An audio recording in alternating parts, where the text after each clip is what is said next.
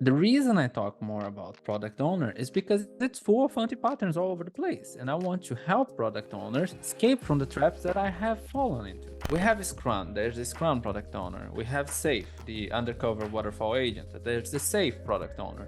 And then we have other types of product owner. If you ask 10 people what a product owner is, you get 10 different answers. If you ask 10 people inside the same company, you get still 10 different answers. The difference is generally companies try holding people accountable for output. So they deliver the feature meeting the deadline. That's enough. That's never enough because the feature is just a means to an end. What about defining what we want to achieve exactly? So let's understand this and then define the results a team should achieve and then hold them accountable for results. And what we need to do is to keep the executive seeing the progress. Because once the results become reality, then that will talk louder than a plan. So we need to move from an abstract discussion to something that a team can work with and then bring the concrete results. Then it becomes easier. In general, what I see, the CPO has the responsibility of pointing the team to the right direction.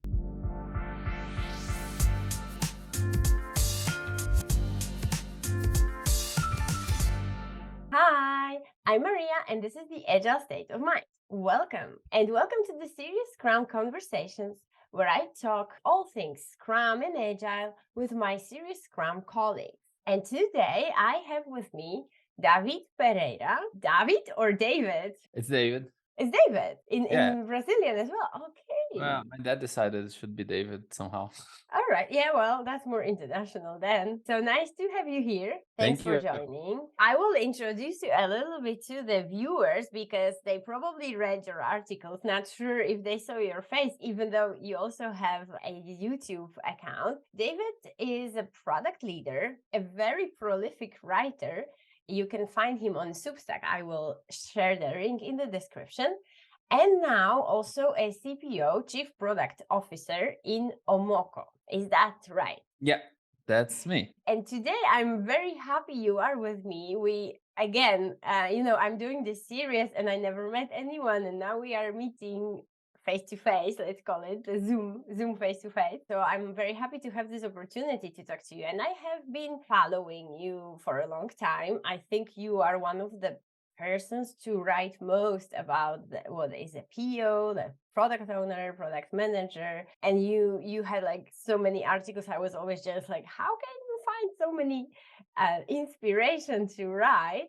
So today I would like to talk about really the roles and like what it really means to be a product owner, a product manager, and also because right now you're the chief product officer, I would like to talk about that role as well, because it is so far sometimes in the companies from the usual work that it's very interesting to get to know like what does that mean. And I also got a few questions because yesterday on my Instagram, which I will post here, how you can find my Instagram is at Agile State of Mind, where I posted that I'm having a guest to talk about all those things. And I got a few questions for you from the audience. I would like to start with the CPO because it's like fresh.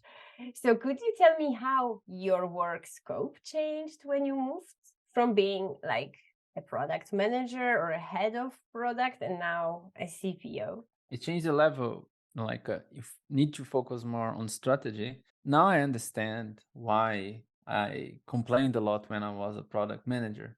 Because as a CPO, you talk to more people like investors, shareholders, executives, highly influential people. And the truth is, everyone pushes you to some kind of command and control, predictability, and so on. You can do what they want, and then everyone from the team will be unhappy and they will be trapped. And it's very hard to keep this, let's say, in a way that it will be agile, it will be more modern product management, so to say. Because the difference is, I would say, I have to deal with a lot of stakeholder management to agree on a direction and also to protect the team from doing what I think it would be against creating value, like a timeline, very predictable, what happens when, very precisely, because then the teams will stop creating value and start discussing the timeline and turn a blind eye to this. So the main difference is about the strategy, focusing very much on that. And what I learned is it's very easy to fall into execution and start telling the others what they should do instead of telling them what they should achieve. And why do you think that is? I would like to understand, because maybe just for more context, you are also, your context is German, right? You work in Germany, although you are from Brazil. So that's already a big cultural change. And I'm in Spain and I'm from Poland. I think Poland is closer to Germany than Spain, probably, when it comes to that. So do you think that also has something to do? Or would you say that at this level, the C-level, every company is basically influenced a lot by the investors and by everybody wanting to see this kind of, have some kind of control of what will happen and when? I think it has a little bit of both. So coming from Brazil, in Brazil, we don't like processes. Okay. It's annoying. So we call it bureaucratic, and we want to progress fast and get hands-on and start moving on and so on.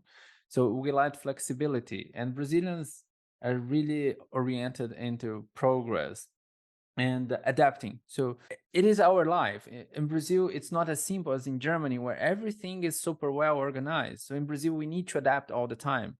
A simple example is when I arrived in Germany, I remember waiting for the bus, and the bus was late 1 or 2 minutes, and the German person was super mad about it, like saying, like, how can that be possible? It's already 2 minutes. It's impossible. When I was in Brazil waiting for the bus, if the bus would come, I would be happy. Maybe it would take 30 minutes or something like this. And then I would be even happier if I could enter in the bus because it was full of people. So I had to adapt all the time how I would get to work. So that's how we think. We are continuously looking at the cards that are available to us and saying, what is the best play we can do here right now with the cards we have? And in Germany, what I learned since I arrived is very process oriented. Everyone has responsibilities, what is expected from you.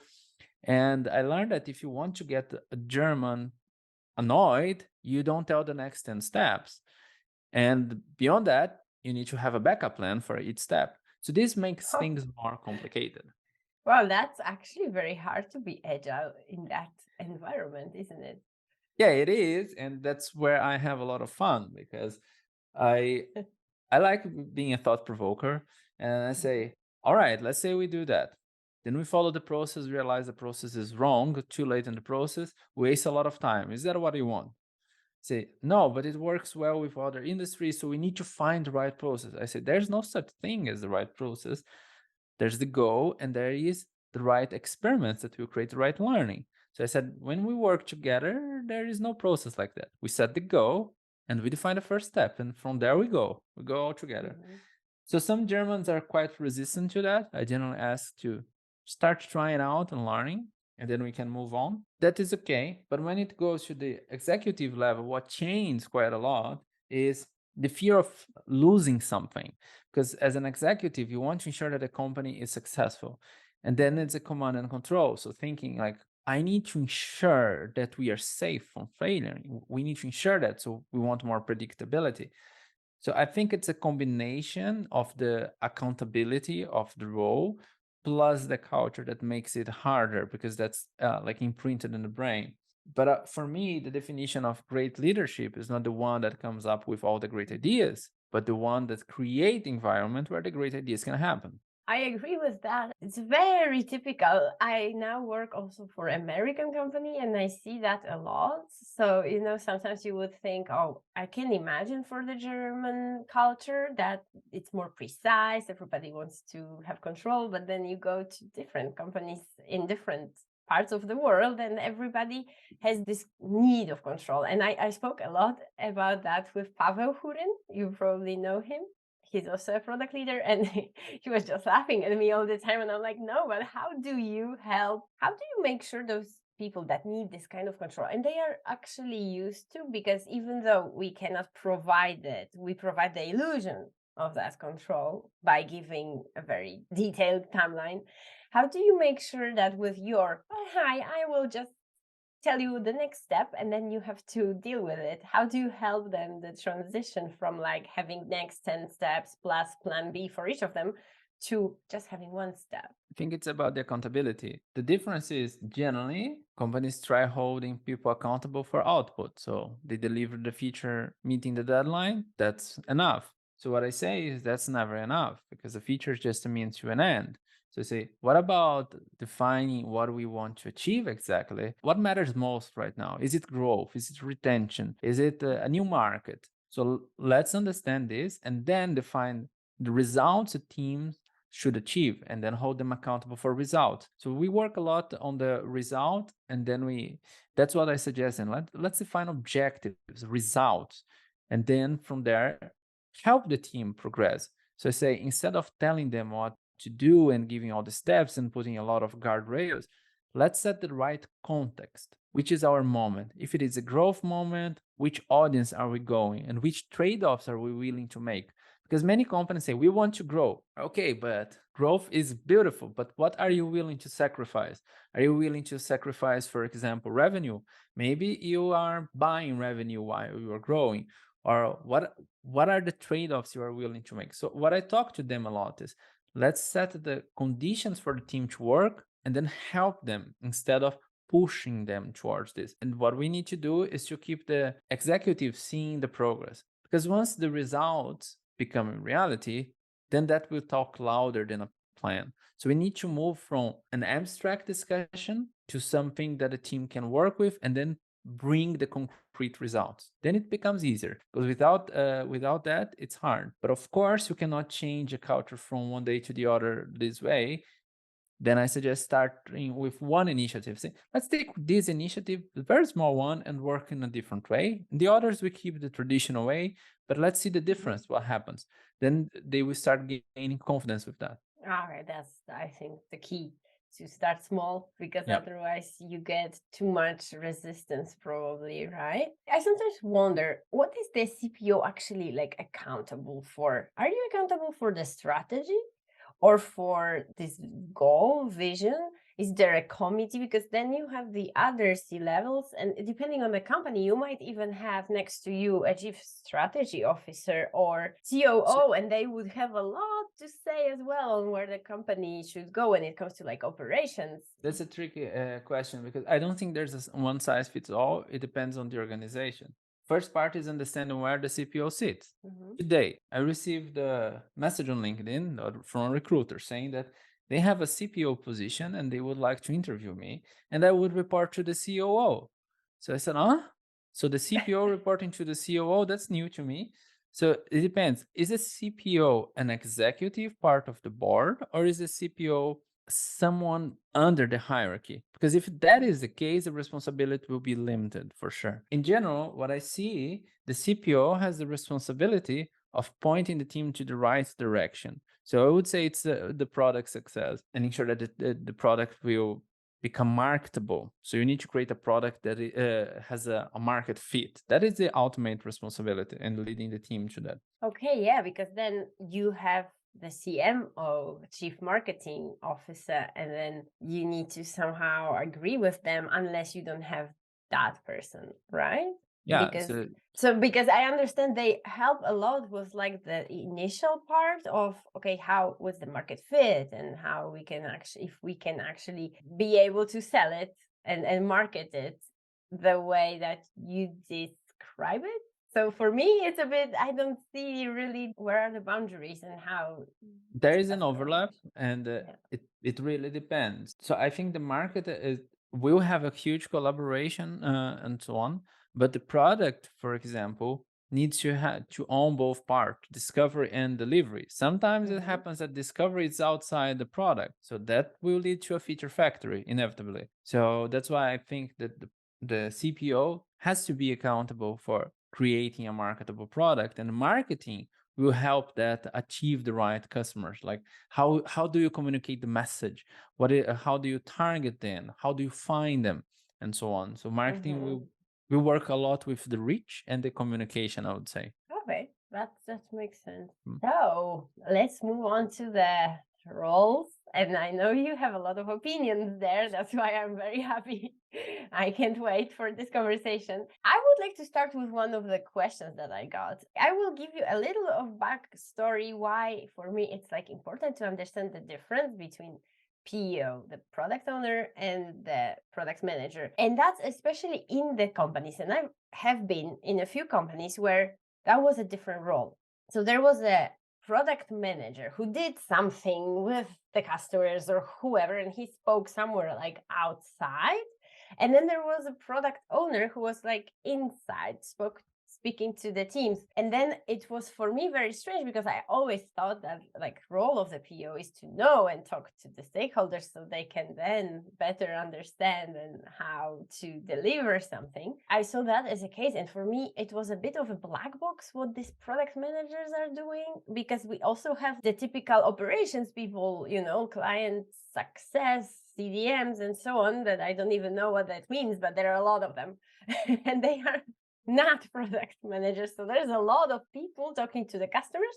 And then there's the PO who somehow needs to like gather all that. So maybe let's start with that. If you could explain a little bit the difference. Yeah, I've been in a scenario like you described.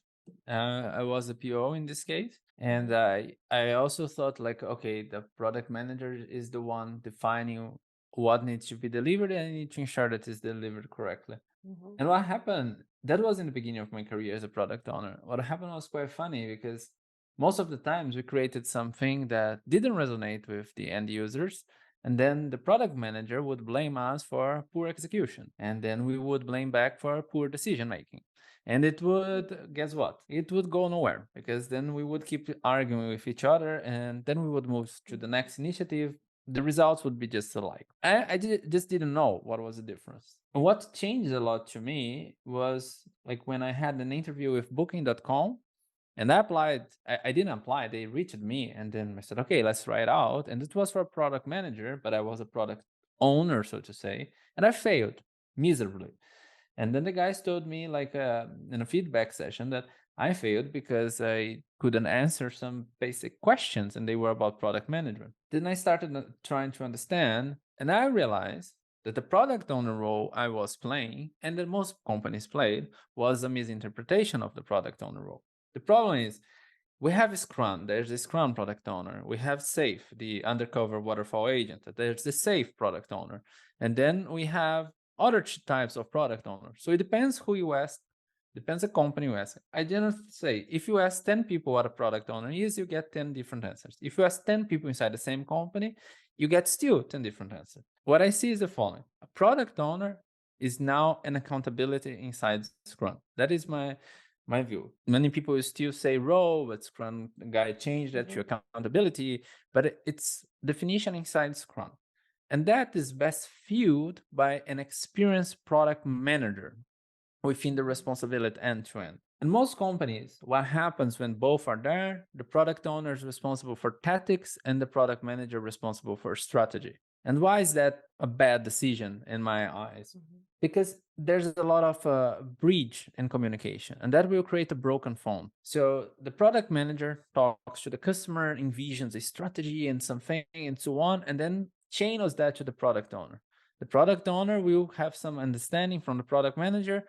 We'll create several backlog items, we'll refine with the team, and the team will create the item. Problem is, like the team, the ones that are creating the solution, are very far from the customer. They are not talking. They talk to the product owner, who talks to the product manager, who talks to the customer. So that is why it's super bad. So for me, it doesn't matter the title. It should be one role. It could be a product manager responsible for end to end. And if we work with Scrum, the product manager is the product owner. Can be a product owner if you want. Like in Europe, when I moved to Germany, I was hired as a product owner. It was written in my contract, product owner. And in one of the podcasts from Marty Kagan, he once said, never ever put in your CV that you are a product owner. That's not a job. Don't embarrass yourself. This is how the Americans would see, because a product owner is not a job.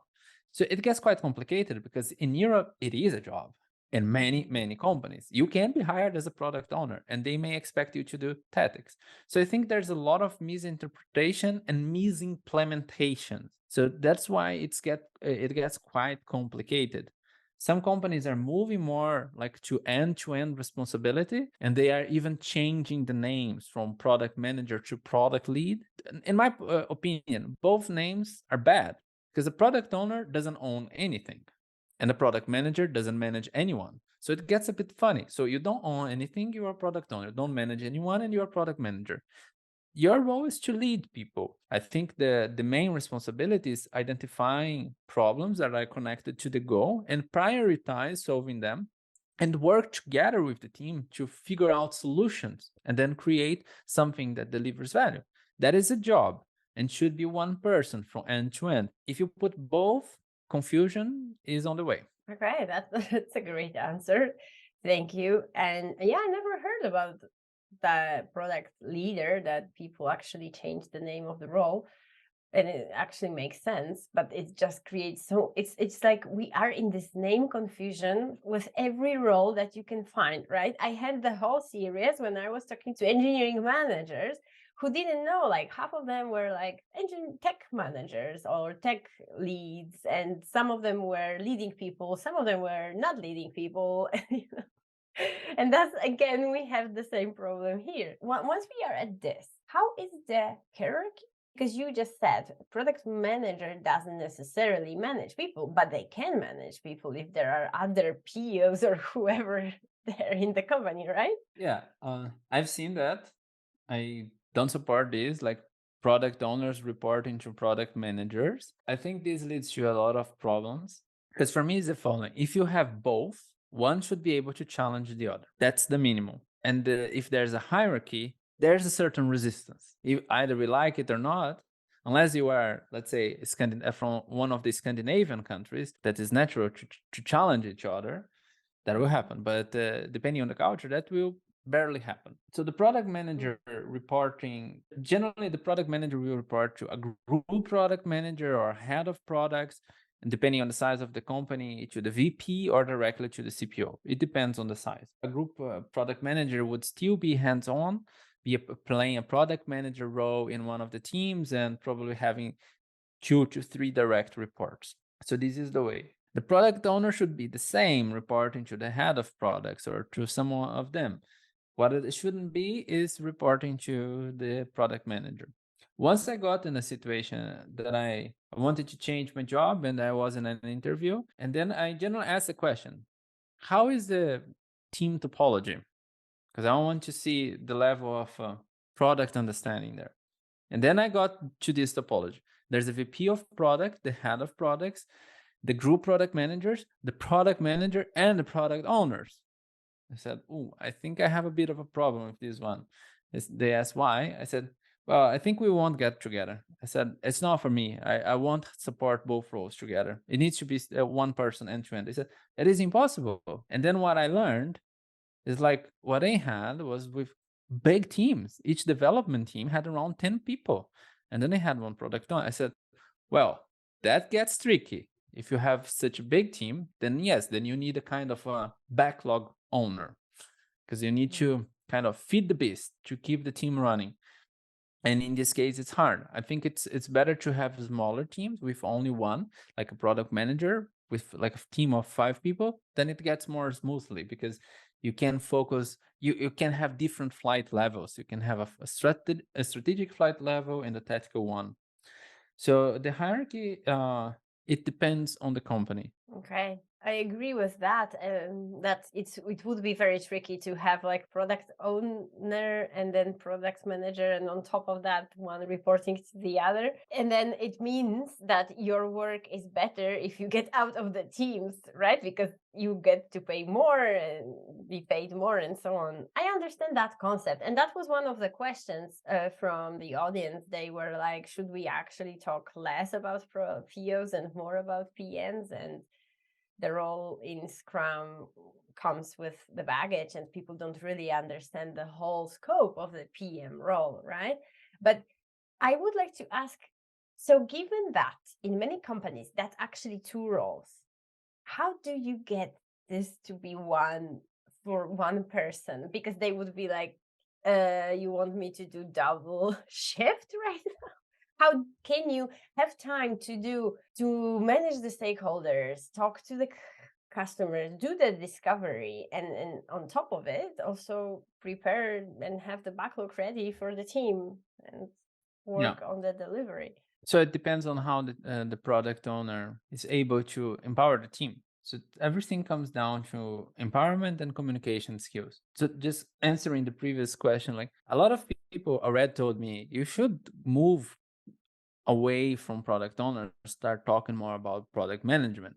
And the reason I talk more about product owner is because it's full of anti-patterns all over the place. And I want to help product owners escape from the traps that I have fallen into. So I want to help more companies to perceive that there is a chance. And how do you get to one person doing the whole job end to end? So first you need to understand what most product owners spend their time with. If you ask product owners how much time do they spend with the product backlog, you can be surprised. They will spend massive amount of time there because they need to curate the product backlog. And there are even some software engineers that would like to receive a backlog item so detailed that they don't need to talk to anyone. They just need to follow what is written there and implement beautifully. So yeah, if the goal is that, then you don't need a product owner actually. You need a story writer, someone just to write user stories there. But the difference of a product manager end to end is like when you're doing discovery, you are on exploring problems, experimenting with things, and so on. It's something that is quick and frequent. And then when you are on the delivery aspect, you're not telling the team what to do, writing user stories with 10, 15 acceptance criteria prior to talk to the team. You come there and say, that's what we discovered, and that's what we want to achieve. What could we do? So it's a collaboration because it's a misunderstanding putting the product owner also in a hierarchy above the Scrum team, which is wrong. We are on the same hierarchy level. And then it's about getting the team also to think on solutions instead of just following what someone else outside the team said. So this is the difference. And I would say, for example, now it's been some time. I'm not a product owner anymore, but the last time I used to spend 4 hours a week with backlog management. But my first time, I used to spend actually almost 4 days because everything I was doing was keeping my backlog very beautiful and big because I wanted to ensure that everyone would have enough work. And I want to ensure that the backlog has just enough for the team to think on how to solve problems and which problems to solve right now. Okay, so from 4 days to 4 hours, that was what you Yeah. decreased. But that's also, it's what you said at the beginning. I think this is gradual. You can't just go like with the people we said at the beginning. You don't just go and like, no, we will do initiatives differently, and you will have to deal with not knowing. And now, and I think here it's the same. It's like they are so used to having this very full-fledged stories that you just need to like gradually introduce less and less and see that it still works, because nobody will start if they don't have the full design also shown, right? And like they want Yeah. to have it all. So you need to change a bit this. And you're right, you cannot change from one day to the other. So my initial strategy was I want to ensure, I always told the team, I think I'm removing the fun from you. I think I'm just telling you what to do. And I think I'm the worst person to do that. You know software development better than I do. So you should be able to make decisions instead of me making them for you. So I said, I have an idea that I bring the context and the problem and we talk about it and you decide on the solution. And by the end of the sprint, we see whatever you come up with. And of course, software engineers said, no, no, no, no, no, no. How do I start? There are many constraints. I need to know. There are many decisions, requirements, and so on and so on. I said, let's give it a try. Generally, we would deliver 5 to 7 stories per sprint. I said, let's take one story out of this and then let's do it differently. And then during the retrospective, we talk about it. We see what happened. And then we keep trying and we keep iterating. I think it took around 4 to 6 sprints for the team to tell me, let's start only with these stories. They are more interesting and we can always find better solutions once we have the chance of doing that. But it took some time. So first you need to, you need to remove the stone inside your shoes to have one step. And that was just giving it a try to one user story without the acceptance criteria pretty well defined. It was more focused on the conversation. And of course, it's annoying in the beginning because people are still uncomfortable with the unknown. They keep asking tons of questions, but then it gets funny, and then it changes the responsibility and accountability level. In this case, was easy because everyone had the same style of what I mean by way of growing in the company. It was about meeting the OKRs.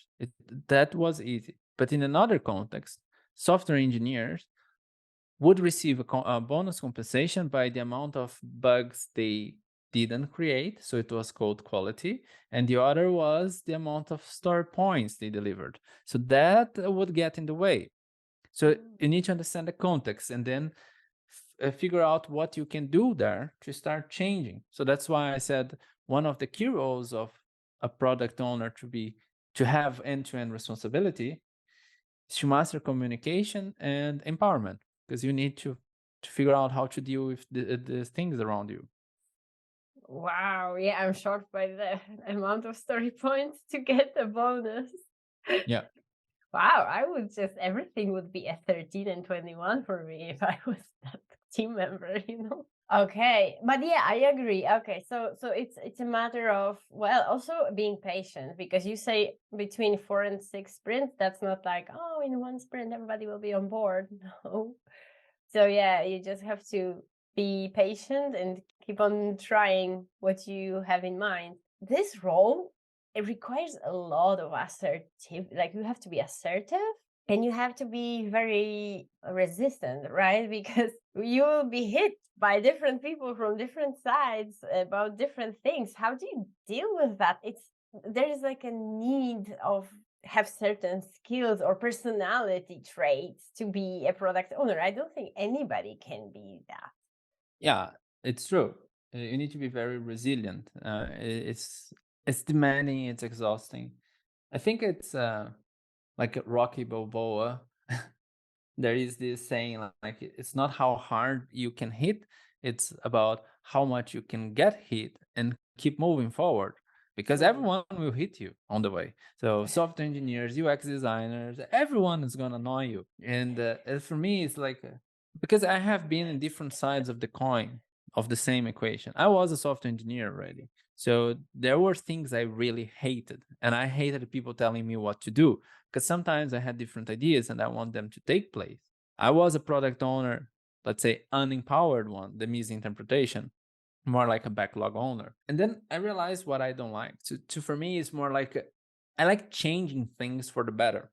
And I believe that some people, they work the way they do because they haven't experienced another way.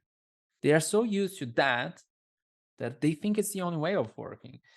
And I have been in many different places, and sometimes I was a problem because I didn't know another way of working. So I just try to help.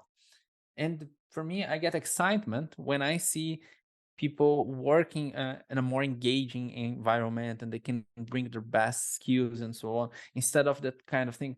Oh, it's always the same, sprint after sprint, delivering stories, and we no matter how much you deliver, it's never enough. It's never enough, and kind of a this hamster wheel. So I want to help people escape from that. So that is what motivates me, and I kind of don't care when people are annoying me. I just keep moving and so on. I ignore.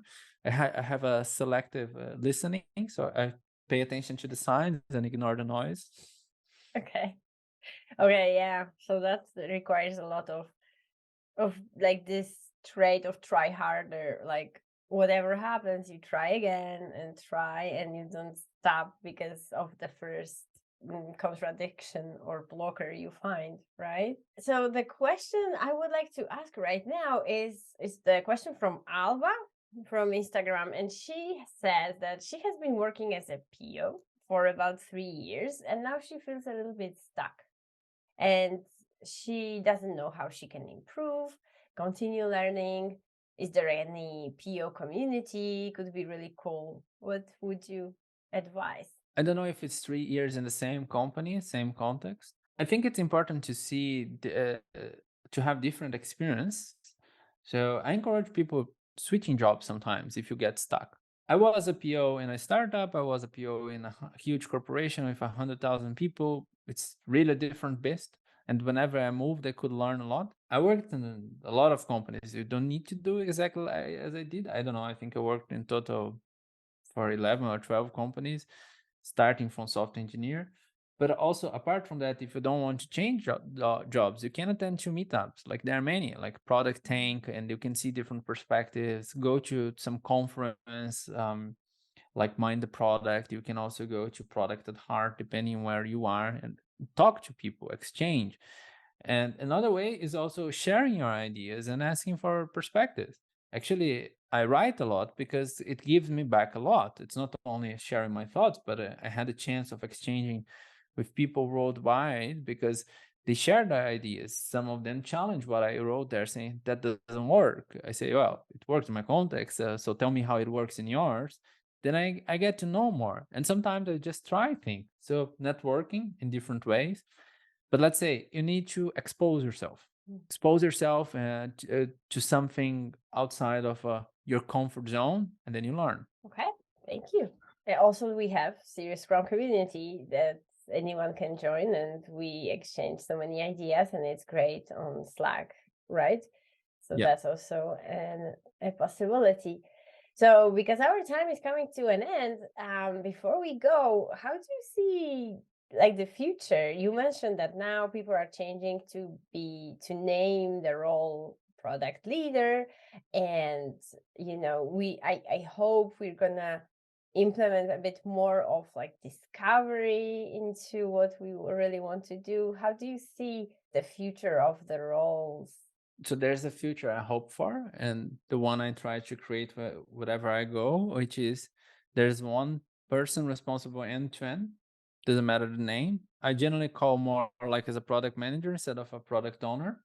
And this entails discovery and delivery. So that's what I envision more companies doing that and moving away from that.